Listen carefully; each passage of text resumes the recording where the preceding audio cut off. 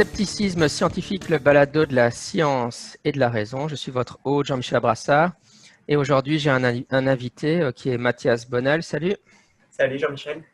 Et donc il est membre du comité para. Et puis pour ceux qui écoutent chronologiquement le podcast, il a fait une conférence il y a 2-3 épisodes. C'était une conférence sur le serveur Discord du comité para sur les virus. Et il vient encore nous parler des virus parce qu'on est en pleine période de confinement. Mais donc voilà, je me suis dit je vais quand même lui demander qu'il se représente parce qu'il y a des gens qui découvrent les épisodes dans le désordre, donc on ne peut pas tabler sur le fait qu'ils ont écouté ta conférence. Mais si jamais ils aiment bien cet épisode, ils doivent aller 3 épisodes en arrière et aller voir ta conférence. Alors qui es-tu? Rappelle-nous. Donc moi je m'appelle Mathias Bonnel, je suis doctorant en microbiologie à l'Université libre de Bruxelles. Donc je travaille sur des bactéries de rivière. Et moi je suis français, je viens de Marseille même si ça ne s'entend pas beaucoup. Voilà, et donc plutôt spécialiste en microbiologie, mais je ne m'intéresse pas seulement aux bactéries, à l'ensemble de la microbiologie et de la biologie en général, parce que je suis aussi contributeur régulier sur Wikipédia. Je traduis notamment des articles anglais sur des notions de biologie qui manquent en français ou qui ne sont pas assez étayées. Donc, voilà. Ça va, tu survis à Wikipédia et à ces mythiques guerres d'édition Oui, oui.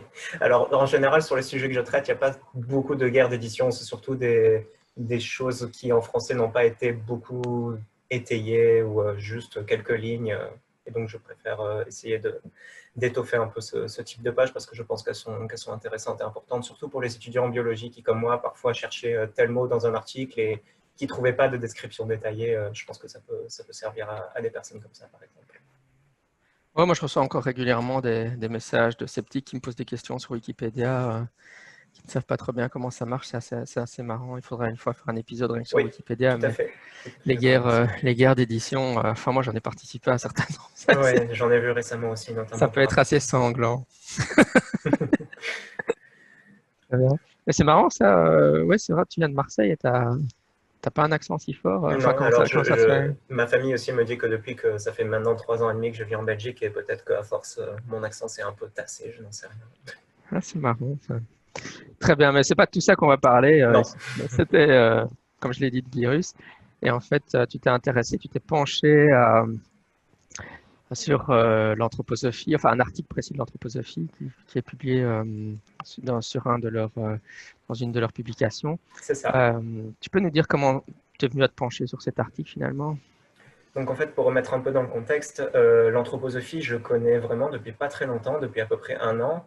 Et donc, à la base, j'y ai été, entre guillemets, initié. Enfin, j'en ai entendu parler par la tante de ma conjointe qui avait mis ses enfants dans une école Steiner près de Namur et qui les a vite enlevés quand elle s'est rendue compte de ce que c'était en fait et qui depuis essaie de se renseigner et de militer contre l'anthroposophie et surtout les dérives qu'elle engendre. Et puis après, par notamment l'interview de Grégoire Parra de la Tronche-Lambier et puis d'autres choses comme sur le podcast, j'ai un peu plus compris ce que c'était que l'anthroposophie. Et donc, pendant le confinement, elle m'a envoyé donc, numéro 4 de la revue Nouvelles de la vie anthroposophique qui est éditée en Suisse, où il y avait donc quelques pages qui faisaient le lien entre, donc l'article en entier s'appelle « Le coronavirus et ses arrière-plans ». Et donc, en lisant cet article, je me suis dit qu'il y avait peut-être un billet à faire pour le blog du comité para. Puis finalement, Jérémy m'a proposé d'en faire un podcast. Donc, voilà la raison pour laquelle je suis ici. Ouais, ce qui est chouette, c'est que c'est vraiment l'actualité. Oui, l'actualité est brûlante. Et puis, ça rebondissait un peu aussi avec à la fois la conférence que je faisais et puis mon domaine de recherche et de compétences parce que dans le texte, comme on va le voir dans les minutes qui suivent, ils font beaucoup de rapprochements entre certaines notions qui sont dans leur doctrine et puis certaines notions qui touchent plus à la microbiologie parce qu'ils parlent des virus et des bacilles. Voilà. Oui, c'est vrai que... Enfin, moi, je l'avais raconté dans un autre épisode du podcast. Moi, je connais l'anthroposophie depuis très longtemps, mais depuis le début des années 1990, 1990 en France et de France. Mais oui, c'est marrant comme Grégoire Perra a mis ça sur le devant de l'actualité sceptique de manière assez intense maintenant. Et c'est vrai que je suis leur enfin certains, la page Facebook de l'association anthroposophe française. Mais c'est vrai qu'ils postent plein de trucs qui sont des mélanges bizarres de néo-occultisme et de science. Tout à Enfin, fait. enfin, quand tu m'as envoyé l'article dont tu vas parler, tu te dis, mais enfin, tout le document d'ailleurs, parce qu'il n'y a pas que l'article, j'ai un peu survolé le reste aussi, mais c'est un mélange d'idées complètement, ouais, c'est ça, de jargon.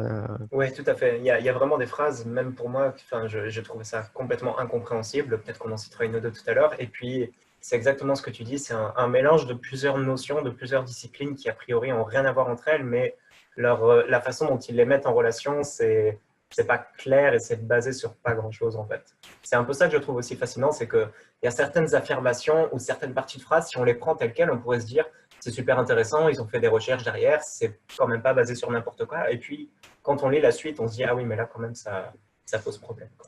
Oui, et puis j'ai l'impression que quand tu les lis, qu'ils se pensent comme faisant de la science et que finalement, ils ont l'impression qu'ils sont des novateurs en science, Oui, c'est ça. alors qu'ils sont dans une sorte de bulle à eux où ils font un truc assez bizarroïde. Bah, d'ailleurs, quand Mais on regarde les références qu'ils citent, c'est quasiment que des textes à eux, quoi. Enfin, liés de près ou de loin à ce que Steiner a écrit, finalement, il y a pas beaucoup d'autres sources, quoi.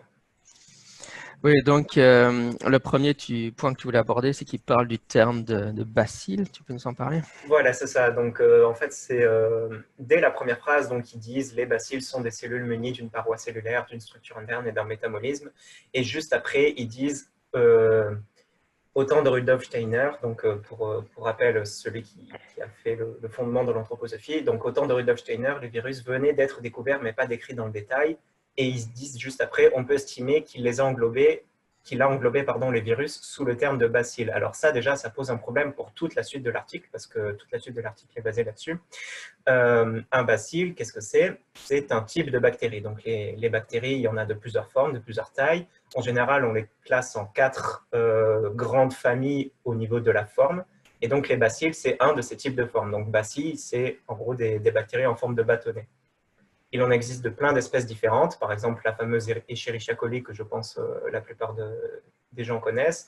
Mais il y a aussi le bacille du choléra qui cause le choléra, le bacille de la tuberculose, etc. Et donc, une bactérie, ça n'a rien à voir avec un virus. C'est deux organismes qui sont complètement différents.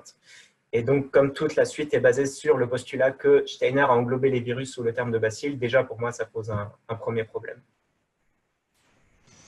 Oui, c'est vrai que c'est vrai que c'est bien bizarroïde comme approche, mais bon. Ok. Et alors, ton point suivant, sur le plan matériel, oui, tu faisais une citation. Sur le plan matériel, les maladies liées aux bacilles et à la tuberculose ont une origine semblable à celle de l'actuel matérialisme de l'entendement sur le plan de l'âme et de l'esprit.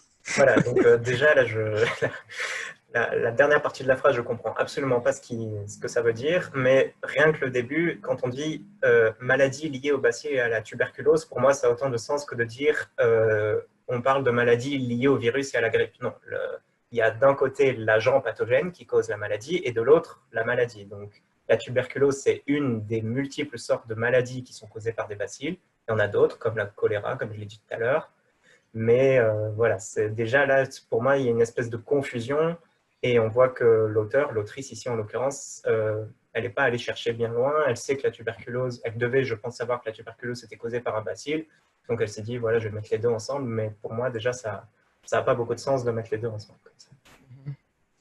Mais ouais, c'est quoi finalement la thèse de l'article, si tu dois en avoir, ou l'hypothèse de l'article C'est d'essayer, donc on va revenir dans le détail après, c'est d'essayer de rendre compte du fait que les épidémies comme celle du coronavirus, ce sont en fait des manifestations, selon les anthroposophes, de tous les maux de l'humanité et surtout passés, et aussi des souffrances faites aux animaux qui sont matérialisées sous forme d'agents pathogènes qui causent des maladies. Ouais, c'est ça, quoi. Ouais, ok. Oui, enfin, c'est tellement. Le style est tellement bizarre que ouais, c'est. Ok, très bien. Alors, parle-nous de ton point suivant. Qu'est-ce que tu nous racontes alors? Alors, donc, ils disent, là, par exemple, quand j'ai lu le début de cette phrase, je me suis dit, c'est super intéressant. Ils disent, la découverte d'un bacille dans le cas d'une maladie est en fait extrêmement important pour la flore et la faune intestinale de l'organisme humain. Ça, c'est tout à fait vrai. Quand quelqu'un va se présenter chez un médecin ou à l'hôpital avec une maladie qui, a priori, est liée, par exemple, aux intestins, une colique ou ce genre de choses, on va essayer de prendre des échantillons de sel et de voir si là-dedans, il n'y a pas des bactéries qui ne sont pas censées être là et qui pourraient éventuellement causer la maladie. Donc ça, effectivement, c'est un point tout à fait intéressant et j'étais tout à fait d'accord avec cette phrase-là. Le problème, c'est la suite de la phrase qui dit « Pour le fait d'être malade, cela n'a pas plus de signification qu'un signe de reconnaissance, de point.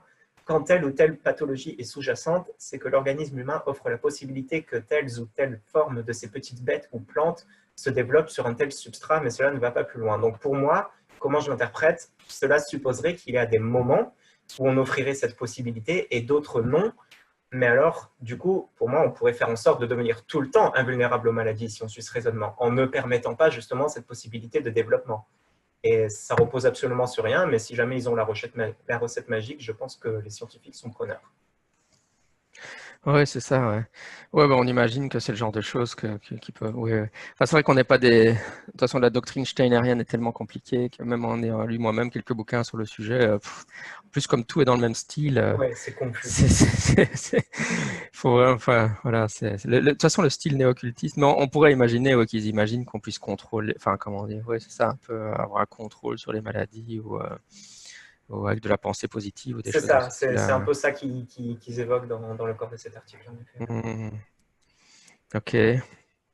Alors la phrase suivante qui t'intéresse, c'est car la constitution corporelle est influencée par la vie psychospirituelle personnelle et autres mesures. Ouais. Oui, c'est ça. Donc pour moi, ça demande un minimum de preuves. Donc ce qu'on pourrait imaginer, c'est prendre un groupe de personnes n'ayant pas de vie spirituelle particulière, et puis un autre groupe dans lequel les personnes ils pratiquent par exemple l'anthroposophie, et puis il faudrait que dans ces deux groupes, les personnes soient atteintes d'une maladie bénigne, par exemple un rhume, et qu'on voit si le deuxième groupe est significativement moins atteint que le premier, avec les conditions nécessaires, donc double aveugle, cohorte assez grande, enfin, ce qu'on a l'habitude de présenter quand on fait des expériences dans le cadre du scepticisme ou de la science, quoi. Et à mon avis, si on fait ça, je doute qu'on obtienne des résultats qui aillent dans le sens de cette affirmation, mais pourquoi pas, il faudrait tester pour en être sûr. Mais en tout cas, c'est une affirmation qui me paraît un peu gratuite, quoi. Ouais, parce que donc toi, l'article donne l'impression que eux affirment que si tu es steinérien, tu auras une forme d'immunité liée à ta pratique spirituelle, c'est Voilà, ça? c'est ça. Ok, très bien. Alors après, le point suivant, c'est ainsi qu'il existe une certaine forme de bacille porteur de maladies infectieuses provenant des mensonges de l'humanité. Voilà.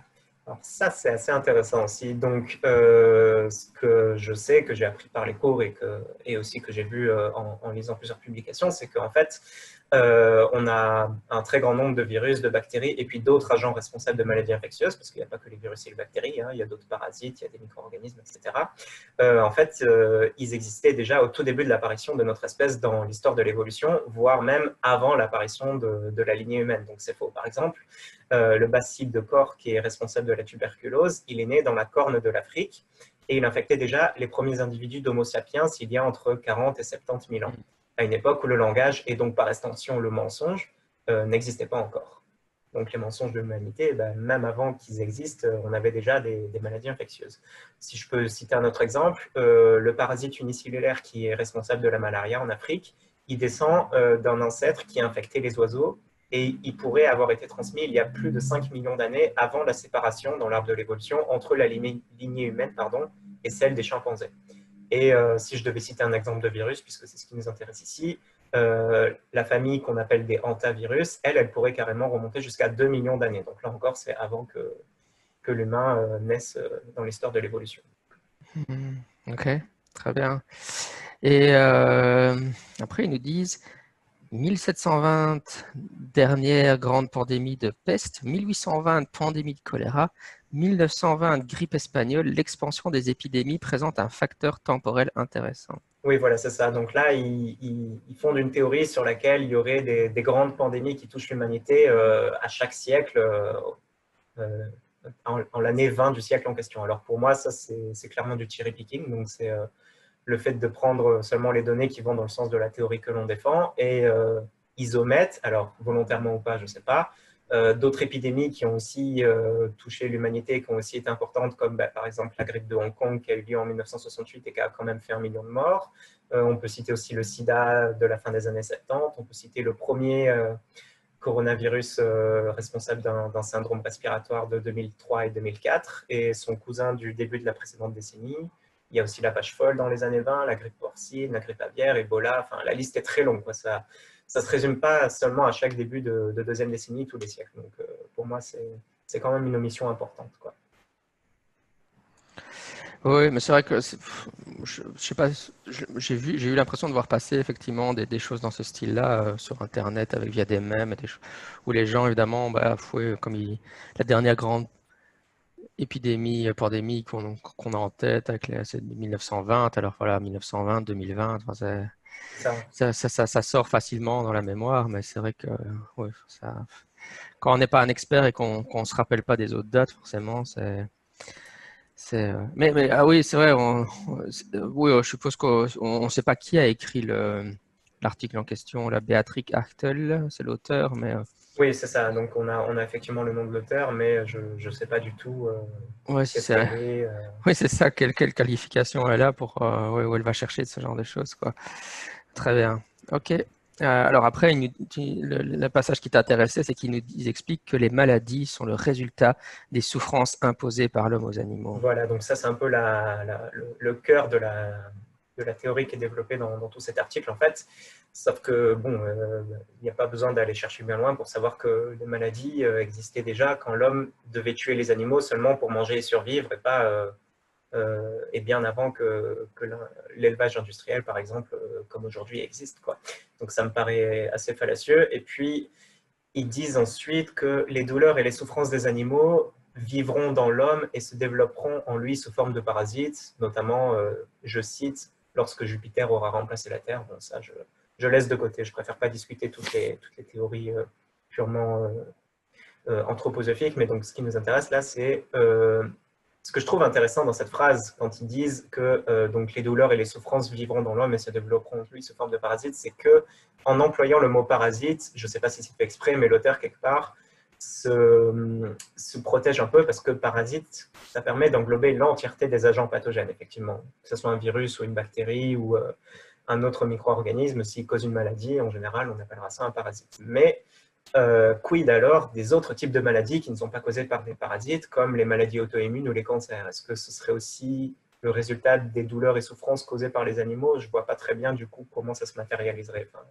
ce n'est pas quelque chose qui développe et là encore, bah, ça me paraît un peu une grosse omission, quoi. Cette théorie pourrait peut-être un peu plus tenir si l'entièreté des maladies qui touchaient les humains étaient causées par des agents pathogènes, mais malheureusement, ce n'est pas le cas.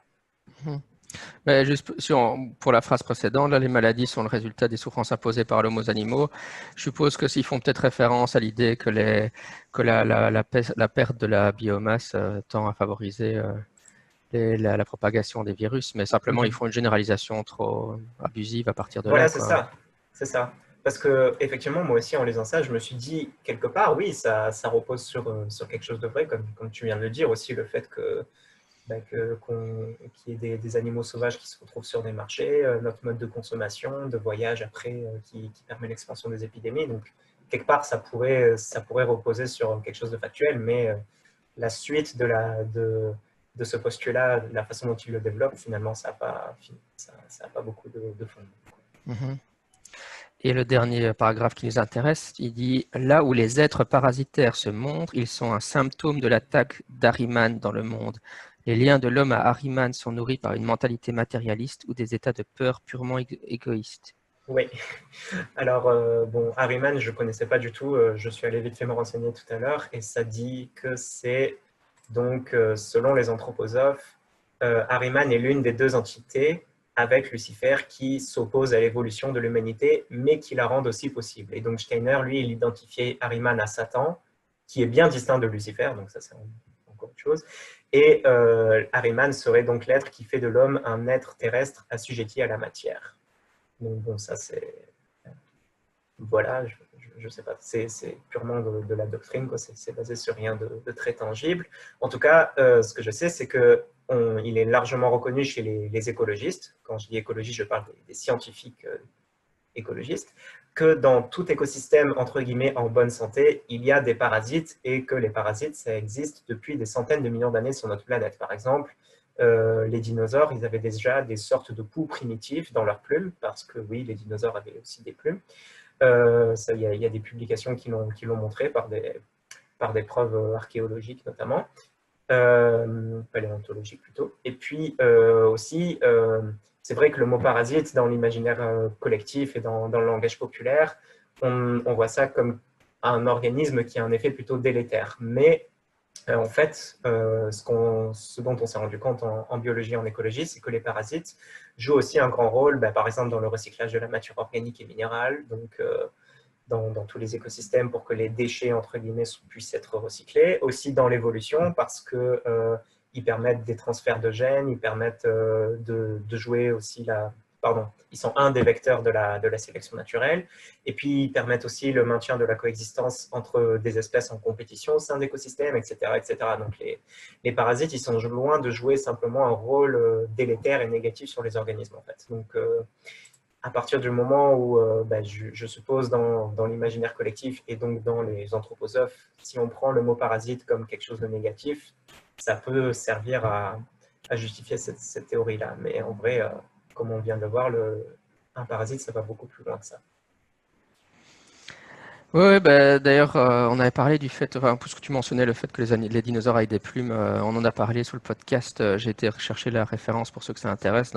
Je pense, de mémoire, ça doit être dans l'épisode 267 qui s'appelle Jurassic World déplumé avec Julien Bollois, qui est un paléontologue que j'ai interviewé plusieurs fois et on discute du problème du fait que les dinosaures de Jurassic Park n'ont toujours pas de plumes. Oui, c'est vrai. Depuis toutes ces années, il est plus que temps qu'ils en mettent. Ouais, effectivement, non, on discute des différentes preuves qu'il y avait, enfin, éléments empiriques pour montrer que les dinosaures avaient des plumes. Et c'est pour ça que dans Zakezoé que je fais, on met toujours des plumes aux dinosaures. On a un T-Rex avec des plumes dans un des de volume, je pense, si mes souvenirs sont bons. Voilà, mais tu as eu.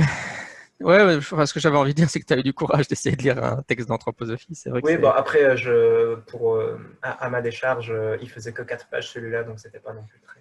Oh, mais quand même, essayer de déchiffrer l'étrange langage. Pour moi, en fait, un des problèmes qu'il y a avec l'anthroposophie, c'est que voilà, on a des contre-apologistes, donc des athées qui maîtrisent bien la théologie chrétienne, mais le néo-occultisme, il y a forcément peu de gens qui font l'effort de devenir des experts, surtout qu'il y a différentes doctrines, l'anthroposophie et la théosophie, c'est vraiment un puissant fond. Enfin, il y a des universitaires qui s'intéressent à ça aux États-Unis. Il y a des spécialistes quand même de ce genre de choses, mais chez nous, en tout cas, s'il y a des universitaires qui nous écoutent et qui sont des spécialistes de la culture ésotérique et néo-occultiste, il faut me contacter, je les interviewerai. Mais nous, c'est vrai qu'arriver à rentrer dans cette littérature, parce que quand je dis que j'ai lu des livres, j'avais lu un livre sur la Wittsteiner où il y avait certaines des prétentions paranormales qu'il avait. Puis j'avais acheté un de ses livres, mais ces livres, c'est encore pire en termes de prose que ce que tu as lu aujourd'hui. Donc enfin, je sais pas. Tout à fait. Par exemple, certains passages qu'on a cités aujourd'hui, c'est vrai que c'est difficile parfois juste de comprendre, genre quand on disait une origine semblable à celle de l'actuel matérialisme de l'entendement sur le plan de l'âme et de l'esprit. Pour moi, ça a tout à fait aucun sens, quoi. Donc, après, ce qu'il faut dire aussi, c'est que donc le PDF de ce numéro de revue, il est en 2 langues parce que la société anthroposophe donc, est suisse et écrite en allemand à la base. Et donc, ça pourrait peut-être être intéressant aussi, s'il y a des germanophones parmi celles et ceux qui nous écoutent, d'essayer de lire l'article en allemand, parce que peut-être qu'en allemand, il y a certaines choses qui sont plus compréhensibles, je ne sais pas, par rapport à la traduction française. Je sais qu'en tout cas, par exemple, des fois en philosophie ou en sciences, il y a certains trucs, quand c'est écrit en allemand, ce n'est pas forcément facile de traduire vraiment de façon très rigoureuse en français. Donc, peut-être qu'en lisant l'article en allemand, il y aura d'autres choses qui pourront surgir, je ne sais pas. Enfin voilà, ton article sera sur le blog du comité para avec, tu as mis des références vers les différentes notions que tu abordes, dont tu as discuté aujourd'hui, pour ceux qui voudraient aller plus loin. Ouais. Super, parfait, très bien. Oui, c'est vrai, je veux juste pour te demander au cas où, est-ce qu'il y a des choses que tu voulais rajouter qu'on n'aurait pas couvert Non, écoute, je pense qu'on a fait le tour. Ta grande-tante sera contente de ta lecture de l'article. Tout à fait. Elle était assez révoltée en lisant ça. Elle a dit, j'aimerais qu'on entende un peu plus parler de ce genre de choses qui circulent. et qui ne sont pas vraiment débattus avec des spécialistes. Oui, c'est vrai que...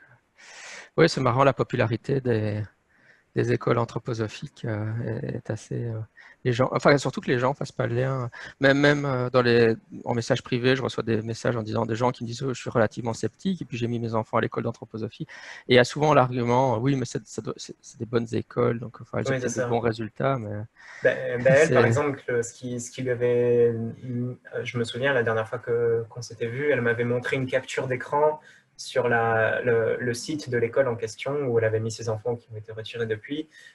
Quand il détaillait les programmes, il disait, par exemple, qu'en géologie, ils allaient voir les différentes roches et puis ils allaient étudier la puissance du calcaire et puis l'égoïsme du cristal, enfin peut-être que j'emploie pas les bons mots, mais en gros, c'était ça, quoi. Ils associaient à chaque roche comme une attitude humaine ou un sentiment, quoi. C'était ce genre de truc. Et puis, c'était écrit noir sur blanc qu'ils allaient enseigner aux enfants l'Atlantide aussi, pourquoi ça existait, ce genre de truc. Et bon, évidemment, depuis, je ne sais pas si c'est à cause d'elle ou quoi, mais le site a fait peau neuve et puis on ne peut plus trouver de références très explicites à tout ça. Mais enfin, j'avais jamais vu ça sur un programme scolaire, quoi. Donc, ça m'avait assez choqué, ouais.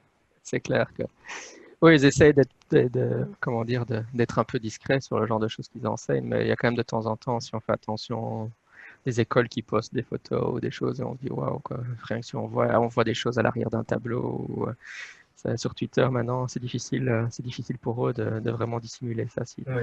Avant, évidemment, Internet, c'était plus facile, mais une fois que les gens deviennent attentifs, c'est facile de faire des captures d'écran et de voir vraiment ce qu'ils enseignent pour de vrai dans ces écoles.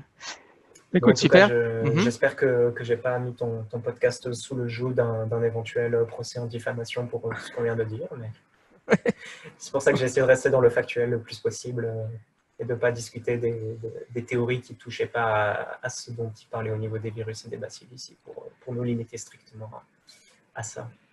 Ouais, bah, avec le podcast, c'est encore toujours le risque, de toute façon, quel que soit le sujet. Qu'est-ce que j'allais dire? Oui, si les gens veulent te suivre sur Internet, il y a des endroits où on peut te trouver, ou tu as un compte Twitter ou, Twitter, non, pas encore. J'ai pour projet de lancer une chaîne YouTube qui va vulgariser la microbiologie, mais entrant bientôt en 4e année de thèse, donc en dernière, je vais Ah ouais, voir si j'ai le temps de faire ça dans l'année qui vient, sinon ce sera pour plus tard. En attendant, si vous tapez mon nom dans Google et que vous tapez ULB juste à côté, vous pourrez tomber sur ma page. Sur la page du site de mon laboratoire, j'ai un email. Je réponds très vite aux emails, il n'y a pas de souci, vous pouvez me contacter. Je vous répondrai avec grand plaisir. oui, donc c'était Mathias Bonal, pour ceux qui chercheraient sur Absolument. ULB. Super, écoute, eh ben, à une prochaine fois, on se verra certainement à ces petits pop-up, un de ces quatre, quand on pourra de nouveau être en physique et puis, Vivement, vivement. puis en virtuel. Allez, on va prendre congé des auditeurs. Encore merci, à une prochaine. Merci Jean-Michel et merci à toutes celles et ceux qui auront écouté. C'était Scepticisme scientifique, le balado de la science et de la raison. À une prochaine fois. Bye bye.